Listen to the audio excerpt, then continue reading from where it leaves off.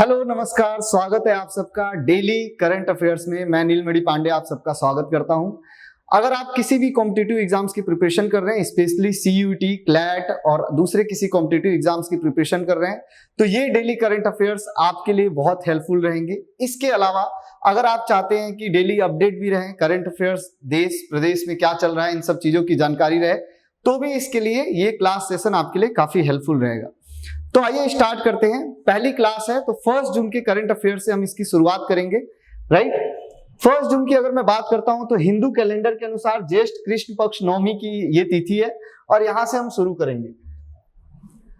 और देखिए 1 जून को सबसे पहले हम समझते हैं कि 1 जून को हम सेलिब्रेट क्या करते हैं। तो United Nation Food and Agriculture Organization के द्वारा सेलिब्रेट किया जाता है as World Milk Day.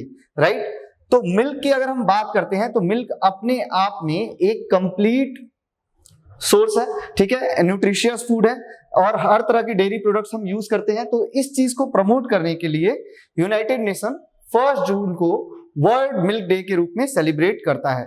Right, सो ये चीज हमें याद रखना है कि 1 June we celebrate as World Milk Day. अब क्वेश्चन ये आएगा कि आपसे पूछ लिया जाए कि क्या थीम था वर्ल्ड मिल्क डे सेलिब्रेशन का। तो एक्चुअली में थीम की अगर हम बात करते हैं, काफी लंबा थीम होता है, इतना क्वेश्चन उसके ऊपर आता नहीं है। फिर भी एक तरह से हम कह सकते हैं कि फूड मिल्क को एक फूड के रूप में प्रमोट करने की बात कही गई है कि एक न्यूट्रिशियस डाइट है, कंप्लीट न्यूट्रिशियस डाइट है। राइट, तो यही इस बार का थीम भी था। यूनाइटेड, एक चीज इसमें और एड ऑन कर लीजिएगा, यूनाइटेड नेशन की फूड एंड एग्रीकल्चरल ऑर्गेनाइजेशन जो है वो इसको प्रमोट करती है। Right, okay. सेकेंड न्यूज है आपका अडानी पोर्ट्स। अडानी के बारे में आपने बहुत सुना होगा, ठीक है, जैसे मोदी जी के साथ भी बहुत ज्यादा जोड़ा जाता है अंबानी और अडानी को। तो अगर हम बात करते हैं, Adani Ports sign 30 year concession pact to operate terminal at Dar es Salaam port in Tanzania. ठीक है, अगर हम बात करते हैं तो 30 साल का एक पैक्ट साइन किया गया है। कहां पे? दर ए सलाम, तंजानिया के अंदर एक पोर्ट है। ठीक है, अब अगर मैं बात करता हूं तो इसके अलावा ये एक बहुत ही एम्बिशियस प्रोजेक्ट है अडानी ग्रुप का। ठीक है, इस प्रोजेक्ट का नाम हम कहेंगे एप्सिस, Adani ports and special economic zone. आज देश के अंदर लगभग 1/4 जो पोर्ट है ये कंट्रोल किया जा रहा है अडानी ग्रुप के इस एप्सिस पर्टिकुलर प्रोजेक्ट के द्वारा ही। ठीक है, अब इनका क्या है कि क्योंकि मैंने कहा एम्बिशियस प्रोजेक्ट है, तो ये इस चीज को पूरे ऑल ओवर द वर्ल्ड इसको प्रमोट कर रहे हैं और ऑल ओवर द वर्ल्ड जो पोर्ट है उसको कंट्रोल करना चाहते हैं। कंट्रोल कहने का मतलब कि वहां पे जो एक कंटेनर रखना और प्लस एक्सपोर्ट इंपोर्ट का जो काम है उसको संभालना, उस चीज का ध्यान ये अडानी ग्रुप रखेगा। और इसमें इन्होंने 30 साल का ये एक पैक्ट जो है ये साइन किया है, agreement with the Tanzania Ports Authority to operate and manage container terminal 2। तो वहां पे बहुत सारे टर्मिनल्स हैं, उसमें से जो कंटेनर टर्मिनल 2 है वो उसको दर ए सलेम के अंदर जो पोर्ट है उसको ऑपरेट करेंगे, ये ध्यान में रखना है। This marks एप्सिस third venture into international port, signalling the strategic expansion beyond Indian shores. कि अब तक मैंने आपको बताया ना, जैसे इंडिया में 1/4 जो टेरिटरी है, ये एक तरह से 1/4 टेरिटरी की बात कर रहा हूं, 1/4 जो पोर्ट है वो एप्सिस के तहत कंट्रोल किया जा रहा है, वो ऑपरेट कर रहे हैं। और अब इनको जो है इंडिया के बाहर जो शोर्स हैं वहां भी कंट्रोल ऑपरेट करने की जरूरत है, तो उसके लिए ये लोग अपना एक प्रोग्राम चला रहे हैं। Right, recently the Indian government on Indian ports global limited secured 10 year deal to manage and operate. इसके अलावा अगर आपको याद है तो बीच में चाबहार पोर्ट बहुत न्यूज में था, क्योंकि ये चाबहार पोर्ट इंडिया और ईरान के सपोर्ट से बनाया जा रहा था। और क्योंकि ये जो ईरान वाला एरिया है स्ट्रेटेजिकली इंडिया के लिए बहुत इंपॉर्टेंट है, एक समय चाइना का इंटरफेरेंस भी इसमें बीच में हुआ। लेकिन अब जो है 10 साल की ये डील हो गई है, जिसमें चाबहार पोर्ट जो है वो अब इंडिया जो है एक बार फिर से मैनेज करेगा। राइट, और वहां से ऑपरेट करेगा। तो चलो, ये तो बीच में एक न्यूज आ गया। जब हम बात कर रहे थे किसकी, हम बात कर रहे थे अडानी ग्रुप जो कंट्रोल कर रहा है in collaboration with Abu Dhabi ports group and East Harbour terminals limited, एप्सिस विल ओवरसी C2 जो टर्मिनल है, ठीक है, कंटेनर 2 टर्मिनल जो है उसको ये कंट्रोल करेंगे। Adani international port holding private limited ये ग्रुप संभाल रहा है। Tanzania international container terminal service limited was purchased for $39.5 million से इसको परचेज किया गया था। Hutchison ports holdings limited and harbour investment limited, ये जो ग्रुप है लास्ट ईयर इन लोगों ने इतने में इसको एक तरह से परचेज किया था, right, thanks to the creation of joint venture. अब एक तरह से हम कह सकते हैं कि ये चीज जो है अब अडानी ग्रुप कंट्रोल कर रहा है with 4 berths and 1 million TEU। T is what, 20 foot equivalent unit. एक तरह से आप देखिए ये एक मेजरिंग यूनिट होती है, ठीक है। पोर्ट में जो कंटेनर होते हैं, कंटेनर का एक मेजरिंग यूनिट है, स्टैंडर्ड साइज तय किया गया है, तो ये उस कंटेनर की यूनिट को बता रहा है। ईयरली कार्गो हैंडलिंग कैपेसिटी, ये बता रहा है कि उस टर्मिनल की कितनी कार्गो हैंडलिंग कैपेसिटी है। C22 was crucial to Tanzania's container traffic. अब ये तंजानिया का स्ट्रेटेजिक पॉइंट ऑफ व्यू से देखा जाए तो ये जो पर्टिकुलर ये जो एरिया है काफी इंपॉर्टेंट हो जाता है। ये आप देखेंगे इंडियन ओशन है, ठीक है, तो मोस्टली ये जो ट्रेड होते हैं और जितनी भी शिप्स वगैरह आएंगी वो यहाँ पे आके और कंटेनर को लोड और अपलोड करेंगे, ठीक है। सो कैरिंग 0.82 मिलियन TEUs इन 2023। तो आप समझ सकते हैं स्ट्रेटेजिक पॉइंट ऑफ व्यू से ये काफी इंपॉर्टेंट पोर्ट है जिसको अब कंट्रोल एप्सिस करेगा, राइट।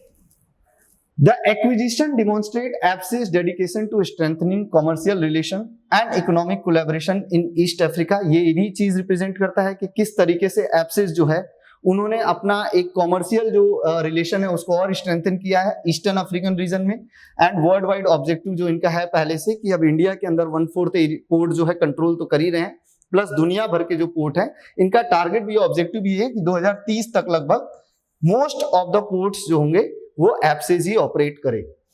करण अडानी, इनका नाम याद रखना है क्योंकि ये क्या है, ये मैनेजिंग डायरेक्टर हैं एप्सिस के, right. Articulated the company's vision of leveraging its expertise and network to elevate Dar es Salaam port to world class standard. इन्होंने कहा है कि अब क्योंकि इस दर इस सलाम पोर्ट को हम ऑपरेट करेंगे तो इसको वर्ल्ड क्लास स्टैंडर्ड पे बनाएंगे, राइट, ठीक है। अपने जो एक्सपर्टाइज है उसको यूज करते हुए प्लस इनका जो नेटवर्क है वास्ट नेटवर्क उसको यूज करेंगे। This strategic moves align with APSIS overreaching goal of emerging as one of the world's leading port operator by 2020. Dar es Salaam port is Tanzania's main port and is well connected with rail and road। पूरी तरीके से अगर हम बात करते हैं तो ये एक पोर्ट जो है अच्छे तरीके से रेल और रोड ट्रांसपोर्ट से कनेक्टेड है। तो फायदा ये होता है कि कोई कंटेनर आता है तो वहां से उसको फिर आगे तरफ ट्रांसपोर्ट करना इजी हो जाता है, तो मार्केट से पूरी कनेक्टिविटी है, ठीक है। Container terminal 2 has 4 berth and A cargo handling capacity of 1 million TEUs। तो ये पहले भी हमने डिस्कस कर लिया कि कितनी उसकी कैपेसिटी है। एक तरीके से जो कंटेनर्स होते हैं उसका एक standard ties all over the world तय किया गया है, तो उसका एक मेजरिंग यूनिट जो है उसको ये डिफाइन करता है, राइट। चलिए, अब ये तो पूरा था न्यूज हमारा कि कैसे एप्सिस ने जो दर इस सलाम के अंदर पोर्ट है तंजानिया का उसको अब ऑपरेट करना स्टार्ट कर दिया है, टर्मिनल C22 टर्मिनल जो है। इसके अलावा अब तंजानिया की भी थोड़ी बहुत बात करते हैं कि अबाउट तंजानिया क्या है। तो आप देखेंगे ईस्टर्न अफ्रीकन जो रीजन है वहां पे ये कंट्री है और ये कंट्री इंडियन ओशन के साथ जुड़ा हुआ है, ठीक है, सोर्स जो है। So Tanzania is an East African country situated along the coast of Indian Ocean. Country was formed in 1964। अब इसमें क्या है, यूनियन ऑफ तंजानिया, ये जो एरिया है ये पूरा मिलके और प्लस साथ में जंजीबार, यहाँ पे देखिए जंजीबार, जो जंजीबार के हैं स्मॉल आइलैंड्स ग्रुप्स हैं, तो इन लोगों ने मिलके ये पूरा तंजानिया को फॉर्म किया। अफ्रीकाज हाईएस्ट माउंटेन, अफ्रीका का सबसे ऊंचा माउंटेन जो है Kilimanjaro that is 5895 metres is also in Tanzania. तो ये एक आपका जीके पॉइंट ऑफ व्यू से इंपॉर्टेंट क्वेश्चन हो गया, क्योंकि होता यह है कि नॉर्मली जो कंट्री न्यूज में होता है करंट अफेयर्स में, उस कंट्री से रिलेटेड जो फैक्ट्स होते हैं उसके ऊपर क्वेश्चन आ जाते हैं, right. Tanzania also has the second deepest lake in the world, lake Tanganyika. अगर हम तंजानिया की बात करते हैं तो सेकंड डीपेस्ट लेक भी वो यहाँ पे है जिसका नाम है तंजानिका, ठीक है, ये आपको ध्यान में रखना है, सेकंड डीपेस्ट है।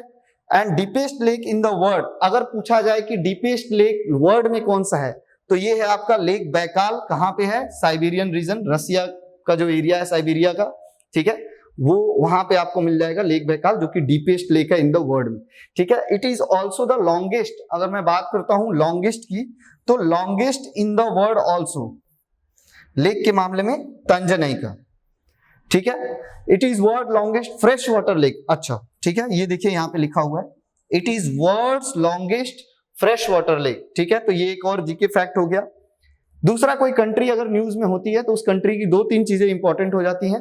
पहले तो उस कंट्री का कैपिटल, उस कंट्री के प्रेसिडेंट या प्राइम मिनिस्टर की बात कर ली जाती है, और दूसरा करेंसी। ठीक है, तो तंजानिया की अगर हम बात करें तो तंजानिया का कैपिटल है डोडोमा, करेंसी है तंजानाइन शिलिंग, और प्रेसिडेंट की अगर बात करते हैं तो सामिया सुलहू हसन। ठीक है, ये 3 इंपॉर्टेंट चीजें हैं जो आपको डिटेल में रखनी है। चलिए नेक्स्ट न्यूज पे चलते हैं। This is all about Tanzania. अगला न्यूज जो है that is related to, again a very good news, related to WHO Nelson Mandela award, और ये इंडिया की एक संस्था को दिया गया है जिसका नाम है नीमहंस। ठीक है, मे बी कुछ और करेक्ट प्रोनाउंसिएशन हो। नीमहंस जो ऑर्गेनाइजेशन है, इसको ये दिया गया है, World Health Organization has confirmed the National Institute of mental health and Neuroscience. अब ये इंस्टीट्यूट किस लिए है, इसमें मेनली फोकस किया जाता है mental health, right. Neuroscience, NIMHANS, Bengaluru, the country's premier mental health institution. कहां पे है ये? बेंगलुरु में है। अगर हम बात करते हैं तो मेंटल हेल्थ आज के टाइम में एक बहुत ही इंपॉर्टेंट रोल प्ले करता है। ठीक है, आप समझ सकते हैं कि लोग फिजिकली फिट तो हैं, बट मेंटली बहुत सारे लोग बहुत ज्यादा डिस्टर्ब हैं। हो सकता है आप में से भी बहुत सारे लोग हो, तो उस चीज से डील करता है ये इंस्टीट्यूशन, राइट। और इनको दिया गया है Nelson Mandela award for health promotion for 2024। NIMHANS director doctor Pratima Murthy, इनका नाम याद रखना है कि नीमहंस ग्रुप की ऑर्गेनाइजेशन की जो डायरेक्टर है, इनका नाम है doctor Pratima Murthy, you can see in this picture. और ये रिसीव कर रही है इस अवार्ड को, जो नेल्सन मंडेला अवार्ड है। ठीक है, और ये अवार्ड कहां दिया गया है? ये अवार्ड दिया गया है जेनेवा में। क्यों दिया गया है जेनेवा में? क्योंकि वर्ल्ड हेल्थ ऑर्गेनाइजेशन का जो हेडक्वार्टर है वो आपको कहां मिल जाएगा? जेनेवा के अंदर। ठीक है, तो ये भी एक इंपॉर्टेंट फैक्ट हो गया। अब इस अवार्ड से क्या निकल के आता है? This award acknowledge commitment and contribution to advancing mental health and wellbeing in the field of mental health. जैसे मैंने आपको बताया ना कि मेंटल हेल्थ आज के समय में वर्ल्ड व्यू में अगर देखा है तो बहुत ही इंपॉर्टेंट कंसर्न बन चुका है, राइट। तो उस फील्ड में इन्होंने इतना अच्छा काम किया। इस अगर नीमहंस की हम बात करते हैं तो ये इतने अच्छे तरीके से काम कर रहे हैं जिसके कारण इनको ये एक तरह से अवार्ड मिला है। And neuroscience pioneering innovative approaches की नए नए अप्रोच के थ्रू, रिसर्च के थ्रू, एजुकेशन के थ्रू जो पेशेंट्स हैं उनका केयर किया जा रहा है। Award was conferred on NIMHANS at a special ceremony. अब क्यों ये अवार्ड जो दिया गया? 77th वर्ल्ड हेल्थ असेंबली जो था उसके बैठक में इस अवार्ड को दिया गया है जेनेवा के अंदर, फ्राइडे 31 में 2024। 77th world health assembly president, यानी क्या होता है ना कि जब भी वर्ल्ड हेल्थ असेंबली के मीटिंग होती है हर साल तो उसके प्रेसिडेंट नए नए होते हैं। इस बार जो 77th वर्ल्ड हेल्थ असेंबली थी, इसके प्रेसिडेंट का नाम है डॉक्टर एडविन डिकोलोथी। ठीक है, तो इनका नाम भी इंपॉर्टेंट हो जाता है, अगर आप याद रखना चाहें तो बिल्कुल जरूरी है। इसके अलावा आपसे पूछा आ सकता है जो और भी इंपॉर्टेंट है कि who is the director of WHO। WHO के डायरेक्टर कौन है? So director of WHO doctor Tedros Adhanom Ghebreyesus. ठीक है, बहुत पहले से ये न्यूज में है, इवन जब पैंडेमिक वगैरह भी चल रहा था उस समय से भी ये न्यूज में है। ठीक है, The World Health Assembly is the highest decision-making body of the WHO and its annual meeting is held at WHO headquarter। कहाँ है? मैंने आपको पहले भी बता दिया, जेनेवा के अंदर है WHO का हेडक्वार्टर, और जेनेवा कहाँ है? स्विट्जरलैंड में। ठीक है, चलिए नेक्स्ट न्यूज पे चलते हैं। हाँ, थोड़ा बहुत और information regarding this particular award. This award was established, यानी हम बात कर रहे हैं नेल्सन मंडेला जो वर्ल्ड हेल्थ ऑर्गेनाइजेशन का ये जो अवार्ड दिया गया है, this award was established in 2019, celebrates individual institutions and government or non-governmental organizations for their outstanding contribution to health promotion। health promotion में जिनका outstanding contribution रहा है उसको celebrate करने के लिए ये award दिया जाता है। WHO selects 8 winners। और normally देखिए, आपको ऐसा लग रहा होगा कि शायद सिर्फ हमारे इंडिया की तरफ से ये जो नीमहंस ऑर्गेनाइजेशन है इसको ये अवार्ड मिला है, तो ऐसा नहीं है। ऐसे 8 और विनर्स हैं, उनको दिया गया है। अलग अलग 4 रीजन है, अफ्रीका से, ईस्टर्न मेडिटेरेनियन से, साउथ ईस्ट एशिया से एंड वेस्टर्न पैसिफिक। इन 4 रीजन से 8 ऐसे इंडिविजुअल या कह लीजिए ऑर्गेनाइजेशन को चुन के ये अवार्ड दिया गया है। ठीक है, नीमहंस की बात कर लेते हैं, जिसको ये अवार्ड मिला है उस ऑर्गेनाइजेशन की बात करते हैं। ये the government of Mysore mental health hospital and the government of India All India Institute of mental Health, इन दोनों के कॉम्बिनेशन से एक ऑर्गेनाइजेशन बनाया गया जिसका नाम है national Institute of mental health and neuro science, ठीक है, ये बनाया गया, which was founded on December 27, 1974, और इसका नाम, ग्रुप का नाम है NIMHANS. The institute is under the Union Ministry of Health and Family Welfare. तो ये इंस्टीट्यूट काम करता है Union Ministry of Health and Family Welfare के तहत, and it was designated as an institute of national importance in 2012, कि जैसे कुछ इंस्टीट्यूट को नेशनल इंपॉर्टेंस डेजिग्नेशन मिलता है, उसमें से निमहंस को भी ये डेजिग्नेशन मिला हुआ है। मेन कैंपस कहाँ है? आप बेंगलुरु कर्नाटक के अंदर, और इसके जो डायरेक्टर हैं जिनको ये अवार्ड रिसीव करते हुए आपने अभी पिक्चर में देखा, डॉक्टर प्रतिमा मूर्ति, ठीक है। तो इस तरीके से आप याद भी रख सकते हैं। चलिए नेक्स्ट जो न्यूज है, it is again related to economy. अगर हम बात करते हैं according to National Statistical Organization, ठीक है, इसके अनुसार India's GDP growth surged to 8.2% in financial year 2023-24। यानी इंडिया का जीडीपी ग्रोथ जो रहेगा 8.2% रहेगा। अगर हम देखें कंपैरिजन, तो पहले के मुकाबले बहुत ज्यादा इंक्रीमेंट दिखाया गया है, which is good news for us, right. तो कैसे ये एस्टिमेट लगाया गया है? इंडियन ग्रॉस डोमेस्टिक प्रोडक्ट, जिसको जीडीपी कहते हैं, आई होप जीडीपी आप सबको पता है कि एक किसी देश के बाउंड्री लाइन के अंदर एनुअली या फिर जो भी फिस्कल ईयर होता है, उसमें जितना भी फाइनल प्रोडक्ट या गुड्स कह लीजिए या सर्विसेज, इनकी जो कॉस्ट वैल्यू बनती है टोटल, उसको हम बोलते हैं जीडीपी, ठीक है। Increase by 8.2%। तो ऐसा एस्टिमेशन लगाया गया कि फिस्कल ईयर क्या होता है? फिस्कल मतलब कि जो आपका एक टैक्स वाला ईयर जो जोड़ा जाता है, कि ये कभी भी स्टार्ट किया जा सकता है, ऐसा नहीं कि 1 जनवरी से लेकर 31 दिसंबर, it might be started, India में नॉर्मली 1 फेब से स्टार्ट हो जाता है, ठीक है। तो ये एक साल का जो फिस्कल ईयर होता है, उसमें जो ये पूरा जोड़ के निकाला गया है, किसके द्वारा निकाला गया है? नेशनल स्टैटिस्टिकल ऑर्गेनाइजेशन के द्वारा, ठीक है। इनका ये एस्टिमेशन है कि इस बार इंडिया का 8.2% रहेगा, ठीक है, GDP. In 2022-23 the GDP of India grew by 7%। तो 2022-23 में तो जीडीपी 7% से ग्रोथ हुआ। इससे पहले डिक्लाइन था। क्यों डिक्लाइन था? क्योंकि हमें पता है पेंडेमिक उस समय था देश के अंदर। Indian GDP has increased by 8% और more in a fiscal year for the 9th times since 1960-61।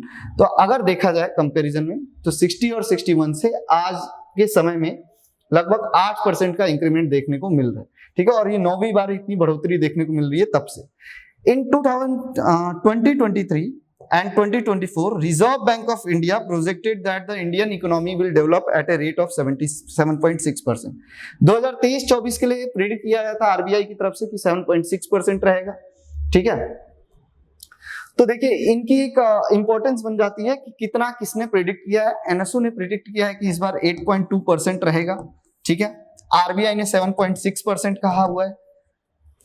The robust economic performance in the 4th quarter, जो जनवरी से मार्च 2024 तक का हमने देखा, तो उसमें अच्छी परफॉर्मेंस थी, ठीक है। Of the fiscal year 2023-24 was the primary cause of the surprisingly high growth rate of 8.2% इन 2023-24। एक तरह से हम कह सकते हैं कि जो आपका ये पूरा इलेक्शन का टाइम भी चल रहा था, उसका असर भी देखने को मिला है, और ये काफी सरप्राइजिंग था कि इतना ज्यादा ग्रोथ देखने को मिल रहा है। In comparison to January-March 2023, the Indian GDP increased by 7.8%। Same last year का अगर हम कंपैरिजन करें इस 4th क्वार्टर के लिए, जनवरी और से लेके मार्च तक के लिए, तो लास्ट टाइम 7.8% था, अब 8.2% का ग्रोथ दिखाया जा रहा है।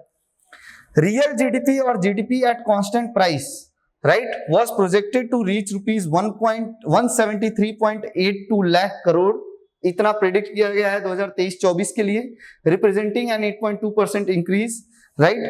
इन 2023 जीडीपी एट मार्केट प्राइस, ये कुछ ऐसी वैल्यूज दी हुई हैं साथ में, जो बताया गया है कि इन सब की बेसिस पे ये अब प्राइस की वैल्यू दे दी गई है total, it reach 295.36 lakh crore, representing एक 9.6% ग्रोथ रेट ओवर 22-23 की 2022-23 के ऊपर। इतना ज्यादा अगर देखा जाए तो जीडीपी का एक तरह से कंट्रीब्यूशन था देश की इकोनॉमी में, जिसके कारण ये ग्रोथ देखा जा रहा है 8.2% का, ठीक है, एस्टिमेट किया जा रहा है। इसी में एक और पॉइंट आ जाता है जीवीए। जीवीए क्या है? Gross value added growth rate. अब जीडीपी आपने पढ़ा, जीडीपी में मैंने बताया कि फाइनल प्रोडक्ट जो तैयार होते हैं किसी देश की बाउंड्री के अंदर, प्रोडक्ट और सर्विसेज, उसका टोटल जो कैलकुलेशन वैल्यू होती है उसको हम जीडीपी कहते हैं। जीवीए क्या है? जीवीए की जैसे मान लीजिए कि जैसे वीट है, ठीक है, वीट से फ्लोर बना, आटा बना, आटे से फिर हमने ब्रेड बनाया। अब देखेंगे कि आटे की वैल्यू अगर मान लीजिए कि 20 रुपए पर किलो थी, 20 रुपीज पर केजी, राइट, और इससे जब ब्रेड बन गया तो ब्रेड की वैल्यू होगी 40 रुपीज पर पैकेट, उससे तो वैल्यू कितनी बढ़ गई? लगभग 20 रुपए की ये जो वैल्यू बढ़ रही है, ये 20 रुपए आपका क्या मिल जाएगा? ग्रॉस वैल्यू एडेड, ठीक है। तो ये ग्रॉस वैल्यू एडेड को जब यहाँ पे एक तरह से देखा गया है, सो इन 2023-24 द रियल जीवीए, एक तरह से ग्रॉस वैल्यू एडेड क्या होता है? जीडीपी सेक्टर वाइज ग्रोथ नहीं दिखाता है, बट जीवीए के थ्रू हम सेक्टर वाइज ग्रोथ देख सकते हैं कि एग्रीकल्चर सेक्टर में कितना ग्रोथ हुआ, मैन्युफैक्चरिंग सेक्टर में कितना ग्रोथ हुआ, तो ये ज्यादा अच्छा होता है रिप्रेजेंट करने के लिए।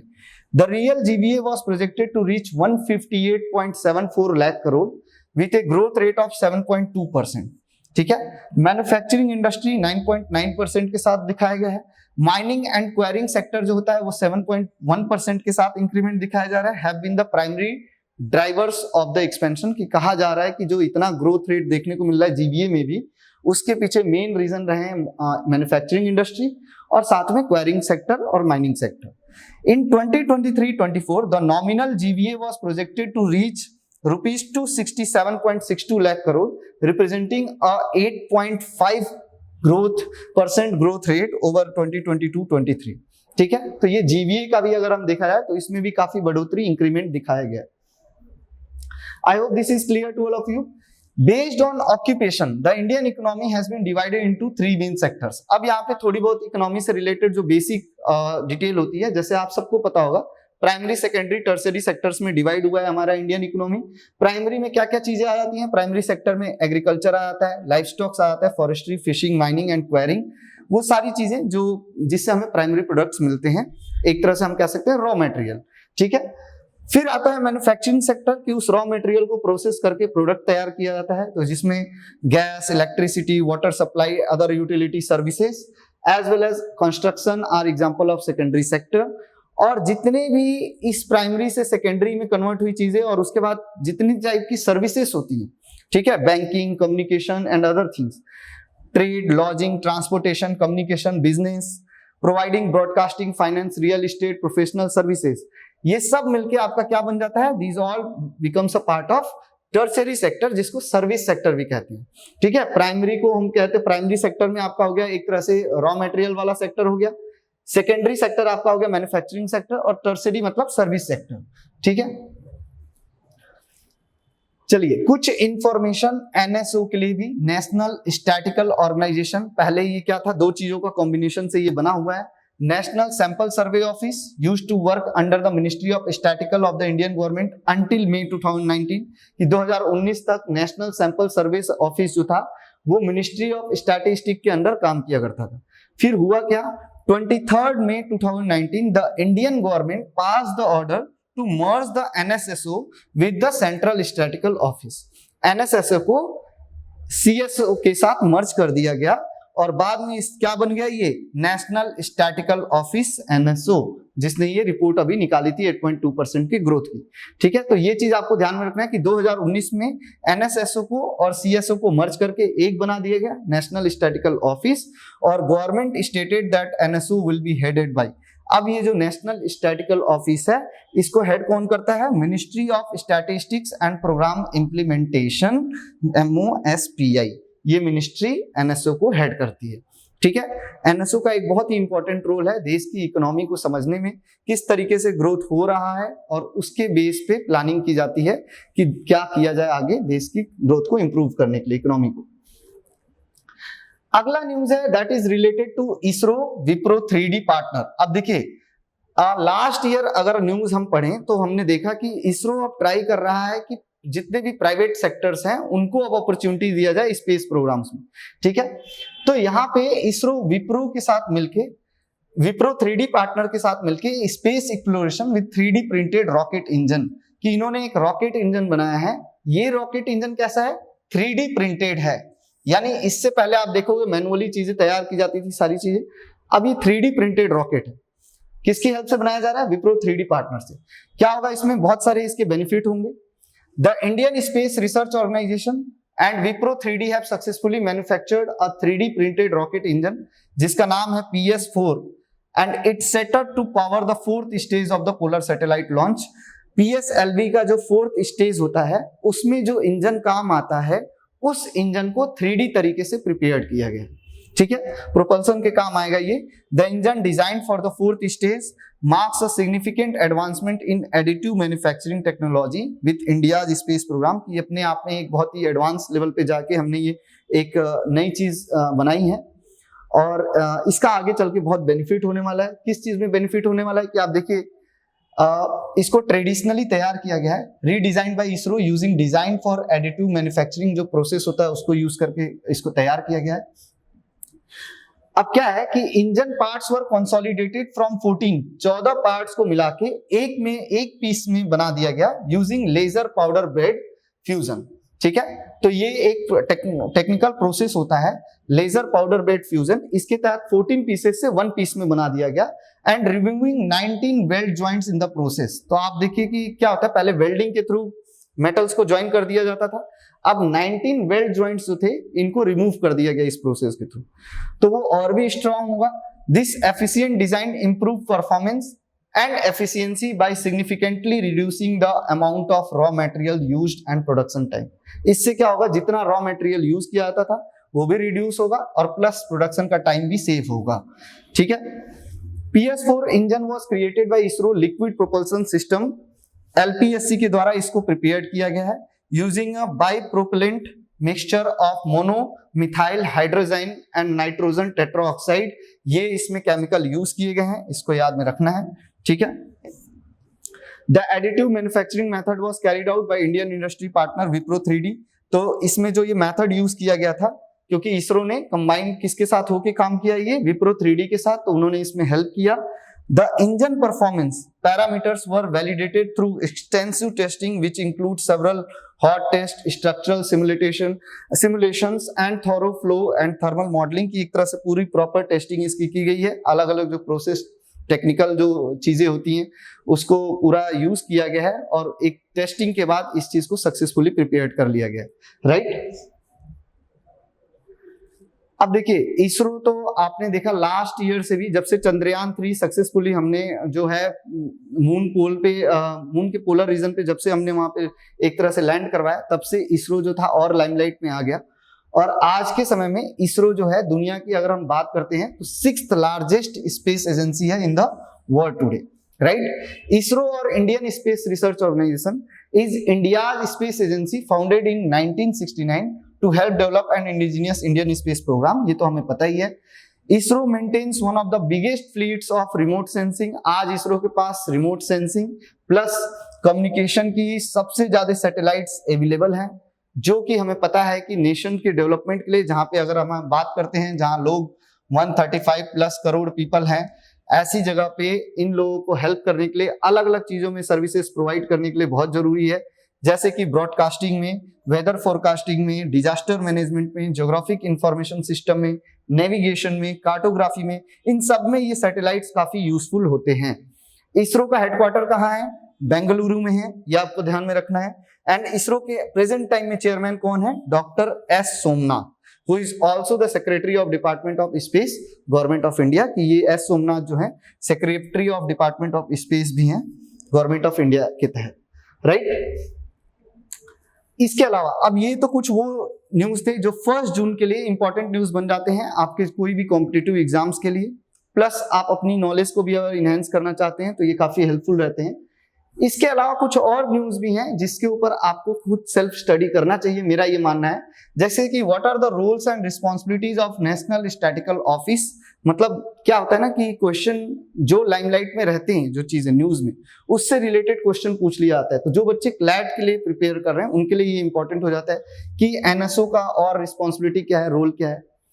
Strategic importance of Arabian Sea for India. Arabian Sea की अगर प्रेजेंस की बात करते हैं, इवन मैं कहूंगा इंडियन ओशन की भी बात कर लेते हैं इसमें, तो इसका स्ट्रेटेजिक इंपॉर्टेंस क्या है। इसके अलावा journalism it's shaping public opinion, किस तरह आज के समय में जर्नलिज्म जो है लोगों की ओपिनियन को चेंज कर रहा है, शेप दे रहा है, उसके ऊपर देखना है डेमोक्रेसी के अंदर। अभी इलेक्शन हुआ है, इलेक्शन से रिलेटेड हम बहुत सारी चीजें देखेंगे। की provisions of the draft press and registration of periodicals rules 2024, इसके बारे में भी पढ़ सकते हैं। और आरबीआई का जो नो योर कस्टमर वाले जो नॉर्म्स हैं ये क्या है ये भी जान लीजिए। ये आपकी पर्सनल एक तरह से हम बात करते हैं नॉलेज के लिए भी बहुत इंपॉर्टेंट है, ठीक है। तो ये हमारा आज का 1 जून के करंट अफेयर्स कंप्लीट हुए। अब कुछ क्वेश्चंस हैं, एक बार हम रिवाइज कर लेते हैं इन क्वेश्चंस के थ्रू, जो क्वेश्चन बन सकते हैं important. Which Indian company will operate container terminal 2 at the Dar es Salaam port of Tanzania? तो क्या राइट आंसर होगा? मैं जस्ट 10 सेकंड का आपको टाइम दे रहा हूं, 5 सेकंड का एटलीस्ट, ठीक है। I think this will be very easy for you, right. तो कौन सी कंपनी है? कंपनी का नाम है एप्सिस, अडानी ग्रुप की जो कंपनी है, ठीक है। कमेंट बॉक्स में लिख के बताइए full form of this एप्सिस, full form of एप्सिस।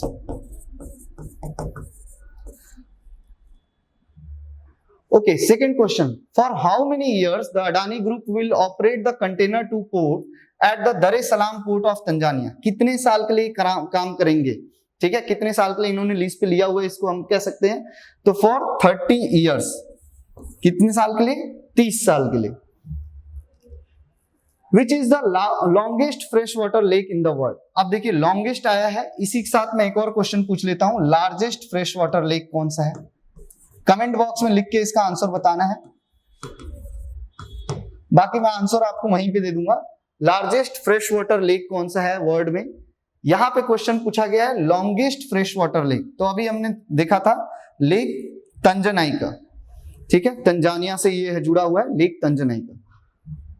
Okay, which Indian institution has been conferred with World Health Organization 2024 Nelson Mandela award for health promotion? Nelson Mandela award दिया गया, किसको दिया गया? ठीक है, राइट आंसर हो जाएगा निमहंस। कहां पे है ये? बेंगलुरु में।